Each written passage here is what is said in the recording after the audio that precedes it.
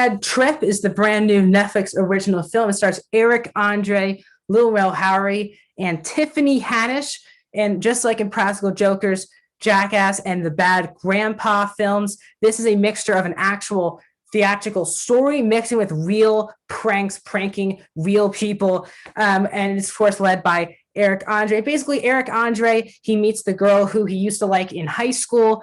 And she's off to New York. So he wants to follow her to New York to ask her out. So he takes his best friend, played by Lil Rel Howery, from a trip from Florida to New York to see this girl. At the same time, they Lil Rel Howery's sister, played by Tiffany Haddish, she's in and out of prison, and they take her car. So she is on the journey to get to them, to kill them, basically. So this film is also rated R in 1 hour and 26 minutes. My name is Max, and welcome back to a brand new review here on Max Talks. But before I talk about Bad Trip in non-spoiler fashion, please hit the like button. That's the best way to support this channel. Also, please subscribe and ring that bell. We're trying to get to 100 subscribers. If you like movie reviews, streaming platform reviews, movie rankings, and TV show reviews, please consider hitting that subscribe button and joining Max Talks Movies. Also, please comment down below your thoughts of this film. Are you a big Eric Andre fan? Did you love the Eric Andre show? Tell me, does this stack up to you with the Impractical Jokers movie, those movies, Borat,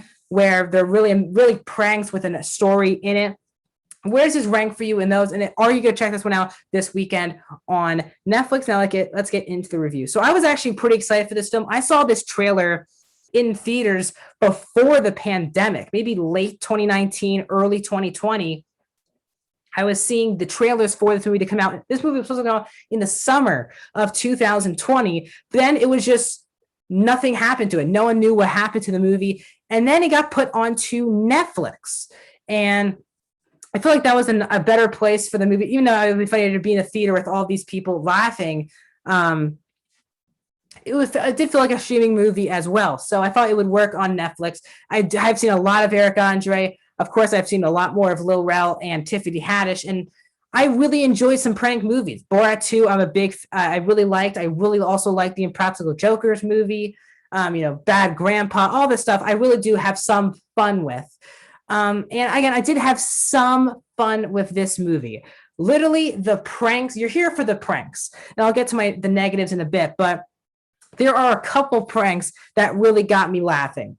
There's a scene in a bar in Georgia that Eric Andre and Lil Rel go to, and how that scene turns out to be is really, really funny. The opening chase scene and the opening car dealership, all of those pranks I thought really worked well and felt very authentic. The worst, even though I did laugh a little bit in the gorilla scene, it did feel quite ridiculous that no one could figure out that this was real. It didn't really make a lot. Now they obviously did, because at the end of the credits, they do showing that the people are now realizing that these pranks are happening and they're not real things occurring.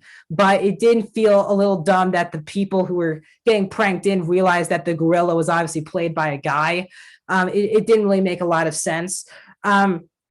But so some of these pranks were actually well thought out and well delivered. And I really think Eric Andre is a very funny comedic actor. The Eric Andre show, he's popped up in a lot of comedic roles cameo wise.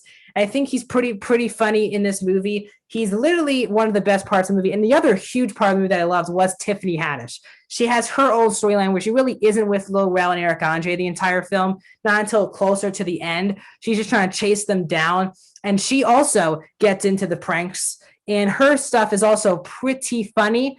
And I thought she was the funniest character because she actually felt the most real pranking people. Her character was cool, and you got why people were scared of Tiffany Haddish. And some of her pranks were really funny. One where she was trying to escape from this truck. That scene I thought was very well done. So there were definitely some pranks in here that actually got me really laughing and really enjoying myself. And again, it's only 1 hour 26. The time really flew by. But just like other movies like these, and this may be on a lesser, the story is very thin and is just as terrible in the first place. You've kind of seen stories like these in movies a billion times. There's no surprises. The stories are not that good. You don't get why Eric Andre and Lil Rel are friends. They're just friends because they just need to be for the story to work. And all these types of movies, like these prank movies, first, they always just need a story to make this a feature-length film, where it's enough to be a movie. But at times the film does just feel like YouTube videos cut together for a prank show instead of an actual film, because they do spend a lot of time with the story, and the story just isn't that interesting, especially because the idea of him going after this girl just out of the blue because she was his crush in high school. He finally sees her, and because he's doing nothing in Florida, he just goes to New York. A lot of that stuff just did not work for me. One of the juice bar prank with the girl getting involved, I really did not like that.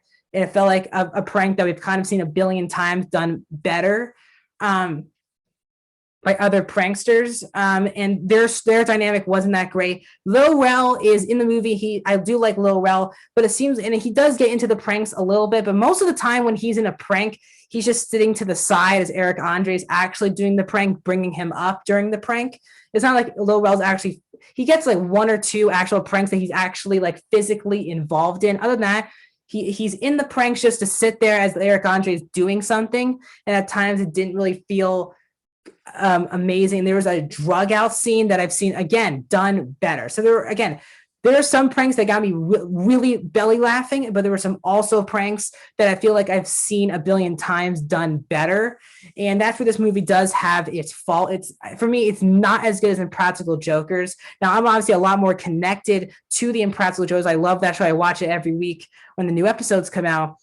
And I did enjoy the movie a lot because it was really 80-85% of the jokes were just Impractical Joker stuff, which I thought was great. Now, this movie is, I would say, 75 to 80% pranks. A lot more of the film than I thought was actually story driven, and I just don't think that's a great idea. People want to see this movie for the pranks, and don't get me wrong, there's a lot of pranks to be had in the movie, but there's also times of story and a drug out scene, and sometimes they want to get serious, and sometimes they want to get emotional. It just doesn't always work. So I am going to give Bad Trip on Netflix a 2.5 out of 5, a 47%, a bit rotten. I'll give it around a 47% for me is where I'm going to go. The story is pretty terrible in the movie. You don't give a crap about the story at all. You just want to see the pranks happen. Not because you don't care about the characters. Oh, maybe Tiffany Haddish is the only character that actually has a character in the movie.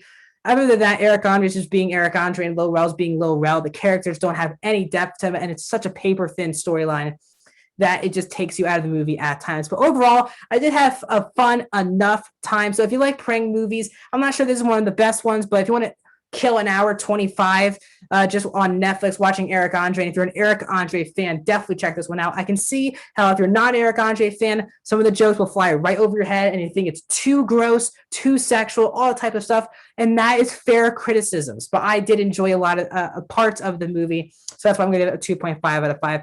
Thank you guys so much for checking out my channel. If you're new to the channel, like the video, share this video with all your friends, subscribe, ring the bell, comment down below.